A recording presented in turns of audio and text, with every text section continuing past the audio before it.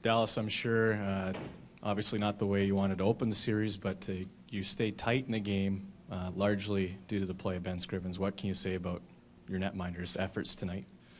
Yeah, he was good again. You know, we had to weather a storm, obviously, early in that game. I think the crowd really got their team going.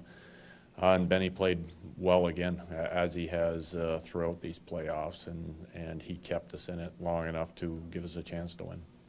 Given the Ashton goal and the push late, was it frustrating not to come up with a bounce your way or more of a result from the way you pushed late in the hockey game? Well, yeah, you can look at this two ways. We had chances to score. We hit the post. We had one called back, but they had some grade A chances that they couldn't get their sticks on as well. I think the best way to put it here is that some of our top guys that usually perform well weren't at their best tonight. I think we had maybe 3 or 4 forwards that I was happy with their game, probably 2 of our defensemen. And all of those guys aren't guys that we usually rely on each and every night. So we had an off night. We had an off night as a group. Our goalie kept us in there. We played the best team in the league, and we ended up losing by 2, and one was an empty netter. So I guess that's about the only positives right now. Is there a common denominator in the power play? Well, number one, I tell you, that's about the worst ice I've ever seen in my life. It was just horrible out there. It was like having a lacrosse ball out there. But I thought we were complicating it. And when there's bad ice like that, hey, it's the same for both teams, and you've got to simplify your power play. You have to move it quickly, and you're looking for 2 passes and get it to the net. But we were really overhandling it up top with our D pairing.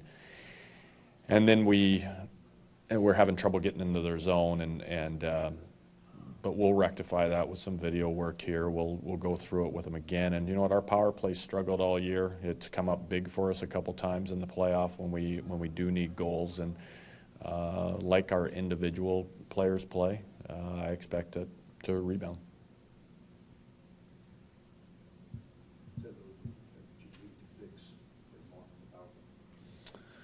Yeah, and it's not the number one thing. The number one thing for me is we had at least a dozen players not play horribly, but just have off nights, and that's the first thing we'll rectify. And usually, if you rectify that, the other stuff falls into place. But you know, going through the video here tonight in the morning, we will look hard at that power play. We may make some personnel changes on it, and go from there. I know it's a bit cliche, Coach, but to have the chance to just drop this and get right back tomorrow, maybe the best remedy here, or at least attempt to start one? Well, hey, that's what we always do. If we would have won 6-7-0 tonight, we would have dropped it and got ready for tomorrow. So, you know, our guys understand how to take these playoffs. It is literally that old cliche. It's one game at a time. You don't look back. You don't look forward. You get ready for your next game, and that's what we're going to do.